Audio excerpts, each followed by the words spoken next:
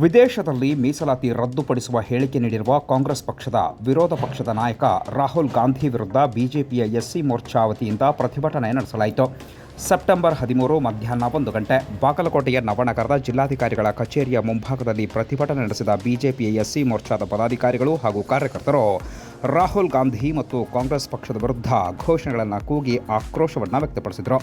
ರಾಹುಲ್ ಗಾಂಧಿಯವರ ಸಂಸತ್ನ ಸದಸ್ಯತ್ವವನ್ನು ರದ್ದುಪಡಿಸುವಂತೆ ಒತ್ತಾಯಿಸಿ ಜಿಲ್ಲಾಧಿಕಾರಿಗಳಿಗೆ ಮನವಿಯನ್ನು ಸಲ್ಲಿಸಲಾಯಿತು.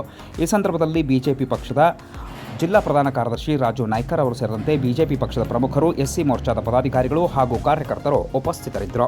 ಲೋಕಸಭೆ ವಿರೋಧ ಪಕ್ಷದ ನಾಯಕರಾದ ಶ್ರೀ ರಾಹುಲ್ ಗಾಂಧಿ ಅವರು ಅಮೆರಿಕದ ಪ್ರವಾಸ ಸಂದರ್ಭದಲ್ಲಿ ವಾಷಿಂಗ್ಟನ್ನ ಜಾರ್ಜ್ ಟೌನ್ ವಿಶ್ವವಿದ್ಯಾಲಯದಲ್ಲಿ ವಿದ್ಯಾರ್ಥಿಗಳೊಂದಿಗೆ ನಡೆದ ಸಂವಾದದಲ್ಲಿ ಭಾರತದಲ್ಲಿ ಮೀಸಲಾತಿ ಇನ್ನೂ ಎಷ್ಟು ವರ್ಷ ಮುಂದುವರಿಸುತ್ತೀರಿ ಎಂದು ಕೇಳಿದಾಗ ನಮ್ಮ ಪಕ್ಷ ಮೀಸಲಾತಿ ರದ್ದುಗೆ ಚಿಂತನೆ ನಡೆಸುತ್ತಿದೆ, ಮುಂದಿನ ದಿನಮಾನದಲ್ಲಿ ಮೀಸಲಾತಿ ರದ್ದುಗೊಳಿಸುವುದಾಗಿ ಹೇಳಿಕೆ ನೀಡಿದ್ದು, ಭಾರತದ ಸಂವಿಧಾನದ ವಿರುದ್ಧ ನಡೆದುಕೊಳ್ಳುವ ವ್ಯವಸ್ಥಿತ ಸಂಚು ಕಾಂಗ್ರೆಸ್ ನಡೆಯಾಗಿರುವುದರಿಂದ ಅತ್ಯಂತ ತೀವ್ರವಾಗಿ ನಮ್ಮ ಪಕ್ಷ ವಿರೋಧಿಸುತ್ತಿದೆ ಮತ್ತು ಸಂವಾದದಲ್ಲಿ ಈ ರೀತಿಯ ಹೇಳಿಕೆಯಿಂದ ದಲಿತ ಸಮುದಾಯಕ್ಕೆ ದ್ರೋಹ ಮಾಡಿರುತ್ತಾರೆ.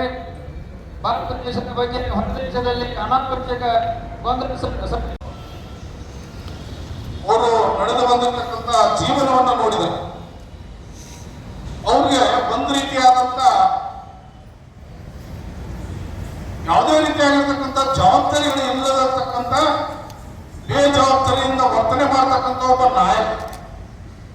ಕಾಂಗ್ರೆಸ್ ಅಧ್ಯಕ್ಷರನ್ನು ಮಾಡಿದವರು ಕಾಂಗ್ರೆಸ್ ಪಕ್ಷದವರು ಅವರನ್ನ ಪ್ರಧಾನಿ ಮಾಡಬೇಕಂದ್ರೆ ಸೋನಿಯಾ ಗಾಂಧಿ ಅವರು ಹಗಲು ಮತ್ತು ರಾತ್ರಿ ಕನಸ್ಕೊಂಡು ಸೋನಿಯಾ ಗಾಂಧಿ ಅವ್ರಿಗೂ ಕೂಡ ಆಗಲಿಲ್ಲ ಪ್ರಧಾನಿ ಆಗೋದು. ಒಬ್ಬ ಮೌನಿ ಭಾವವನ್ನು ತಂದು ಕೂಡಿಸಿ ಅದರ ಹಿಂದೆ ಇಡೀ ಸೋನಿಯಾ ಗಾಂಧಿ ಫ್ಯಾಮಿಲಿ ಆಟ ಆಡಿದ್ರು. ರಾಹುಲ್ ಗಾಂಧಿ ಅವರು ಪ್ರಧಾನಿ ಮಾಡ್ಬೇಕಂತ ಬಹಳ ಗುದ್ದಾಡಿದರು, ಆದ್ರೆ ಅವರ ಬುದ್ಧಿಮಟ್ಟ ಅಷ್ಟೊಂದು ಚುರುಕಿಲ್ಲ. ಎಲ್ಲರೂ ಒಂದ್ ಕಡೆ ಹೋಗಿ ಸೋನಿಯಾ ಗಾಂಧಿ ಅವರು ಯಾವುದೋ ಒಂದು ದೇವಸ್ಥಾನದಾಗ ಹೋಮ ಮಾಡಿಸಿ ಅವ್ರ ಬುದ್ಧಿಶಕ್ತಿಯನ್ನು ಹೆಚ್ಚು ಮಾಡಿಸಿಕೊಳ್ಳೋದು ಒಳ್ಳೆಯದು ಇರ್ಲಿ. ಅದ ಅವರು ಏನೇನು ಮಾತಾಡ್ತಾರೆ ಯಾವ ಸಮಯದಲ್ಲಿ ಒಂದ್ಸರಿ ಯೋಚನೆ ಮಾಡ್ರು. ಪಾರ್ಲಿಮೆಂಟ್ ಒಳಗೆ ಏನ್ ಮಾತಾಡ್ತಾರೆ, ಬೇರೆ ಬೇರೆ ರಾಜ್ಯಕ್ಕೆ